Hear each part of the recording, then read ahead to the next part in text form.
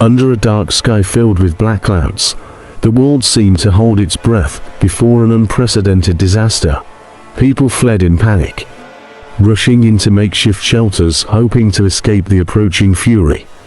But all efforts were in vain.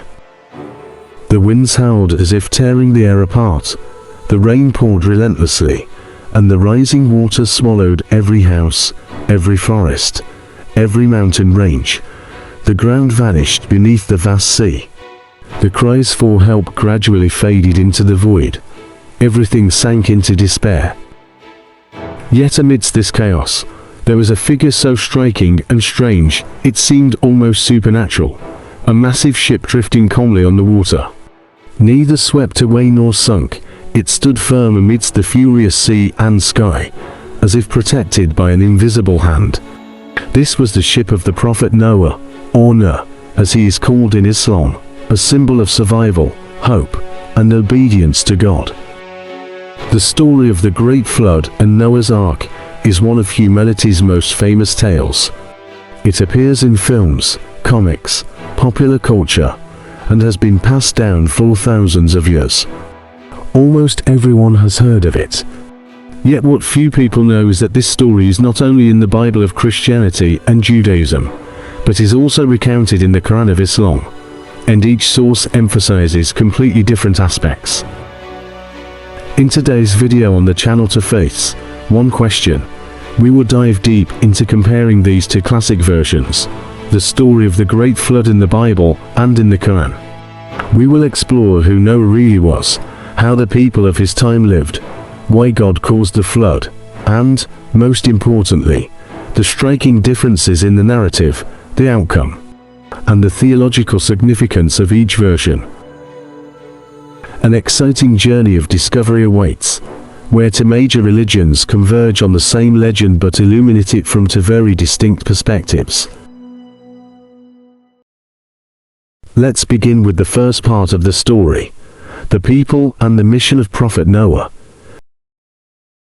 Based on both the Qur'an and the Bible, Noah emerges as a prophet, carrying a heavy responsibility in a world descending into chaos, violence, and moral decay. According to the Qur'an, Noah was born in Mesopotamia, an ancient center of civilization, but also a society increasingly turning away from the Creator. He is described as righteous, upright, and respected by his community. Yet it was precisely this community that gradually became corrupt. The strong oppressed the weak, justice was distorted, people worshipped idols of their own making, and even deified the dead to beg for favors and perform rituals. Before Noah lay a society devoted to materialism, blindly following false traditions, and gradually forgetting the one true God who created them. In this context, Noah's mission began. He was tasked with warning his people day and night, tirelessly calling them to return to the worship of the one God. But instead of listening, they mocked him, insulted him, called him insane, a fraud, and even accused him of seeking personal gain. Every word he spoke was met with opposition, every warning disregarded. They only believe what their eyes want to see and reject any truth that goes beyond their rigid beliefs. In the end, only a small humble group followed him. After many years of patience and perseverance, Noah finally prayed for God's intervention, a prayer recorded in the Qur'an chapters 26 to 29, as evidence of the exhaustion of a prophet continually rejected. Meanwhile, the Bible also describes Noah as righteous and blameless, living in a world full of violence and corruption, where sin had spread across the earth. He was the father of 3 sons, Shem, Ham, and Japheth, 3 ancestral lines of many peoples later on. However, there is a major difference between the two traditions. The Bible recounts that God was grieved and regretted having made mankind, because their evil had exceeded all limits. An element described clearly in the Bible, but absent from the Qur'an, is that the sons of God took the daughters of men and bore giants Nephilim. This mysterious intermingling was part of the reason the world became so severely corrupt, according to the biblical perspective. Thus, although both sources emphasize moral corruption and Noah's central role in warning humanity, each tradition offers a distinct viewpoint. The Qur'an focuses on the prophet's persevering mission mid fierce opposition, while the Bible highlights God's grief and the supernatural elements linked to human corruption. This is also the main reason why God brought the Great Flood as a punishment. The reason for the Great Flood in the Qur'an. The cause of the Great Flood begins with humanity's defiance of the Prophet Noah, their stubborn idol worship, and their refusal to listen. Although Noah was chosen by Allah as a messenger, bringing a warning and calling people back to the path of righteousness, the people stopped their ears and covered their faces, refusing to heed the warning. The Qur'an emphasizes Noah's almost superhuman perseverance. He preached for 950 years, yet the results were extremely limited. Only a very small group believed in him. Human stubbornness grew to such an extent that Allah declared, "None of the disbelievers will believe." This affirms that their hearts had completely hardened to the truth.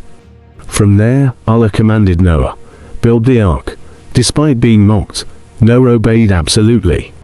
Those who continued in evil, denying Allah and committing injustice on earth, would face consequences. They would be drowned by the waters of judgment. Thus, in the Qur'an, the Great Flood is a punishment for a community that had exceeded the limits of sin and rejected every opportunity to return to the truth. In the Bible, the reason for the Great Flood is depicted in a more sorrowful image. God grieves over humanity's fall. Genesis describes sin spreading across the earth, violence engulfing society, and human hearts becoming wicked in their thoughts. Witnessing this, the Bible states, "The Lord regretted that he had made mankind, and his heart was deeply troubled." This is not regret in the human sense, but a way of expressing God's sorrow as he watches his creation destroy itself. Therefore, God decided to carry out the judgment, to destroy all living beings, humans, animals, and creatures on the earth, to cleanse the world of corruption. But amid that darkness, there remained a point of light, Noah, a righteous man, blameless in his generation. Noah and his family were chosen to preserve life and to carry out a new beginning for humanity. The next notable difference between the Qur'an and the Bible lies in the command to build the ark, one of the most symbolic images in the entire story of Noah. The Qur'an describes Allah's command in a concise yet authoritative manner. Allah said to Noah, "Construct the ark under my supervision." That was all, with no specific dimensions, no type of wood, no blueprint. This reflects a general characteristic of the Qur'an. It focuses on the divine message, obedience, and faith in Allah, rather than technical details. The absence of descriptions of size or materials makes Noah's ark in the Qur'an a pure symbol of absolute obedience, placing complete trust in Allah even when reason cannot comprehend it. In particular, the Qur'an emphasizes that Noah built the ark on dry land, an image both absurd in human eyes and powerful in its meaning of faith. The people around him laughed, mocked, and called him mad. Yet it was precisely this ridicule that became evidence condemning their blindness and arrogance before the flood actually occurred. Unlike the Qur'an, the Bible describes the command to build the ark in very meticulous detail, almost like a complete blueprint. God said to Noah that the length of the ark must be 300 cubits, its width 50 cubits, and its height 30 cubits. Noah had to use cypress wood, applying waterproof pitch both inside and outside. The ark had multiple decks, with windows and a door placed according to specific instructions. This level of detail reflects the style of the book of Genesis, emphasizing historical accuracy, concrete description, and highlighting Noah's thorough preparation in accordance with God's command. The ark was not merely a symbol, but an actual structure, described as a work of salvation with a clear design. The Bible also specifies that Noah was only to bring his family, animals in pairs, with a distinction between clean and unclean species. This detail originates from Jewish tradition, where the concept of clean, unclean plays an important role in sacrificial law. One of the most debated topics in the story of the Great Flood is the issue of animals boarding the ark. This is not only a distinguishing point between the two religious traditions, but also the focal point of many theological debates lasting centuries regarding the consistency of the Bible. In the Qur'an, the arrangement of animals on the ark is described very briefly but clearly. Allah decrees that Noah must bring 2 of each species, a direct and simple expression, without distinction between clean and unclean animals, and without specifying different numbers for each group. The Quran does not go into scientific details or specific biological descriptions, but focuses on the religious purpose, the preservation of life after the disaster. The description of 2 of each species carries a strong symbolic meaning, representing the balance among species and the continuity of nature. It also allows the story to be conveyed concisely, emphasizing that everything happens according to Allah's guidance and supervision, rather than emphasizing detailed description, as in the Jewish tradition of the Bible. Unlike the Quran, the Bible provides 2 different descriptions regarding the number of animals on the ark, which has long been regarded as one of the most famous internal contradictions in the Bible. Genesis chapter 6, verse 19 states that Noah must bring 2 of every kind, male and female. This is the most familiar description, often illustrated in children's books and paintings. However, in Genesis chapter 7, verse 2, the Bible gives a different instruction. Noah must bring 7 pairs of clean animals and 1 pair of unclean animals. These 2 passages create a clear difference, and in ordinary reading, they give the impression of a contradiction. After all, did Noah bring 1 pair of each species, or different numbers depending on the type? This very inconsistency has become a topic of debate among theological scholars for centuries. Some argue that it is the trace of 2 different source documents compiled into the same book, according to the documentary hypothesis. Others believe it is simply a reinterpretation to fit the sacrificial purposes of the ancient Jewish people.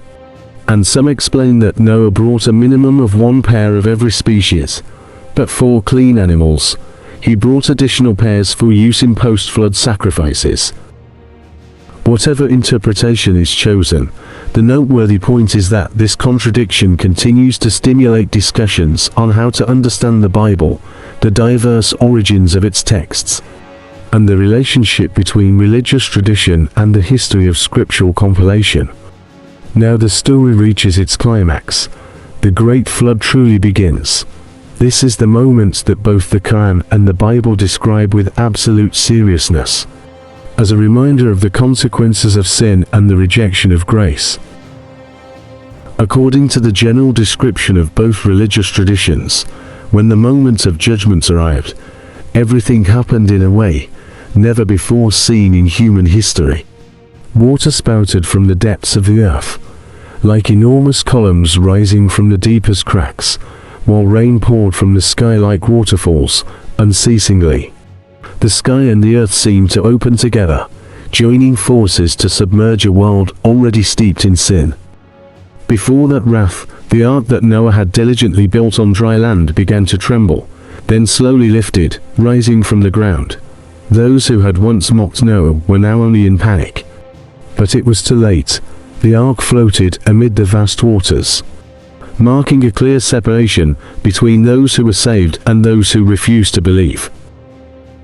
A moving and unique detail appearing only in the Quran is the story of Noah's disbelieving son. When the waters began to rise, Noah desperately called out, "O my beloved son, come aboard the ark with me."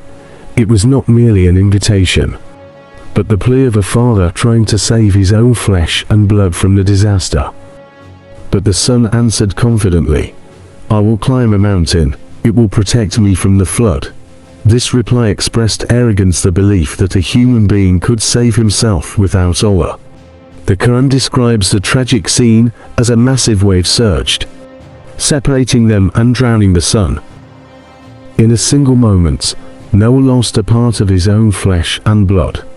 This was one of the greatest pains in the life of the Prophet, showing that even Allah's messengers are not spared from human trials and sorrow.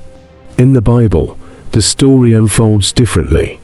Noah's 3 sons Shem, Ham, and Japheth all believed and went aboard the ark with their father. No one in his family was left behind or drowned in the flood.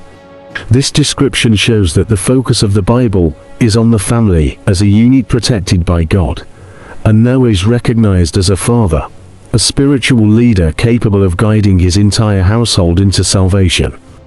The stories in both the Quran and the Bible lead to a pivotal moment, the end of the wrath. This is the highlight of justice and mercy from the Almighty. In the Quran, the conclusion of the Great Flood occurs through Allah's brief yet majestic command. When the time had come, Allah gave the order, O earth, swallow the water, O sky, cease the rain. Just 2 commands, but filled with power, causing nature to change immediately. The earth began to absorb the water. The sky stopped raining like waterfalls, and the waters gradually receded. When the flood waters fully withdrew, the ark came to rest on Mount Judy, traditionally recognized in Islam as the place where Noah's ark safely landed. The Quran concludes the story with a powerful statement, Woe to the sinful people. This is an affirmation that destruction is the inevitable consequence of arrogance and betrayal of faith. At the same time, it also emphasizes that those who remain faithful to Allah will always be protected, even in seemingly insurmountable trials. In the Bible, the waters did not recede immediately, but followed a process lasting 150 days. This slowness heightens the tension of the story and shows that the world had to undergo a long period to be reborn after complete destruction. When the waters began to recede, the ark came to rest on Mount Ararat, a place famous in Jewish Christian tradition, now located in the region of Turkey. To check the water level, Noah performed a series of deeply symbolic actions. He released a raven, but it kept flying back and forth, bringing no clear sign. Then he released a dove. The first time, it returned because it had not found a place to perch. The second time, it brought back an olive branch, a symbol of peace and new life. The third time it did not return, and Noah knew that the land was safe. When we have considered the end of the Great Flood, one of the most discussed issues in classical studies is the extent of this disaster. The question arises, did the Great Flood really submerge the entire earth, or was it only a local flood in the Middle Eastern region? The Quran and the Bible present different expressions, leading to multiple interpretations and profound theological debates. In the Bible, Genesis describes the Great Flood with a clear global scope. The waters covered the highest mountains. This sentence indicates that when the waters rose, no mountain peak remained above the water, meaning the entire earth was submerged. This description affirms that it was a global catastrophe, destroying all living creatures on land except those protected on Noah's Ark. In the traditional Jewish Christian understanding, this serves as evidence of the supreme power of God and the totality of his judgment. In the Quran, the extent of the Great Flood is not specified. The text focuses only on Noah's mission, obedience to Allah, and the punishment for the unbelievers, without emphasizing whether the floodwaters spread globally or were limited to a specific region. Therefore, Islamic scholars present two main viewpoints. Some argue that it was a global catastrophe, similar to the way the Bible describes it, covering all lands and creatures. Others believe it was only a regional flood, occurring in the Middle East, Mesopotamia, where Noah lived and preached. An important point in the Islamic perspective is that the scope does not affect the power of Allah. Even if the Great Flood occurred only within a limited area, his omnipotence and authority are still demonstrated through punishing the wicked and saving the faithful. The Qur'an emphasizes the moral and spiritual significance of the event more than the geographical details or the extent of its coverage. The story of Noah does not stop at the historical or catastrophic aspect, but also contains profound moral and spiritual lessons for both Islam and Christianity. Through each detail, from the warnings, the construction of the ark, to the salvation and the consequences of arrogance, the story reflects how each religion conveys messages about faith, obedience, and the consequences of sin. In Islam, Noah is regarded as one of the 5 Ulul Azm, the greatest prophets, who possess patience, steadfast faith, and the most important mission in human history. Through the story, Muslims learn many valuable lessons: patience in the face of trials, even when everyone around mocks or refuses to listen; absolute trust in Allah's decisions, even when humans cannot understand His commands; and most importantly, evil leads to destruction, while faithful belief leads to salvation.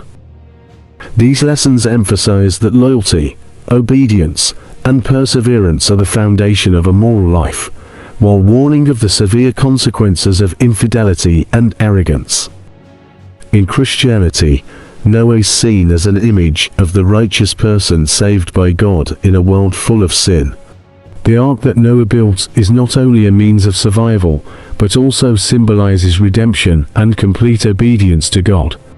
The story emphasizes that those who follow God with a pure heart will be protected, while those who reject Him will face consequences. The image of the ark is also directly related to the concept of the New Covenant, in which Noah and his family symbolize the relationship between God and humanity, while opening the opportunity for humankind to start anew with faithfulness and obedience. The Great Flood, in both the Qur'an and the Bible, is not only a natural disaster, but also a profound warning, reminding humanity of the consequences of sin and the importance of faith.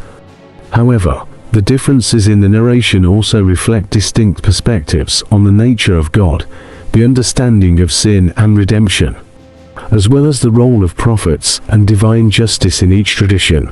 In the Quran, the story emphasizes the absolute power of Allah and the moral lessons.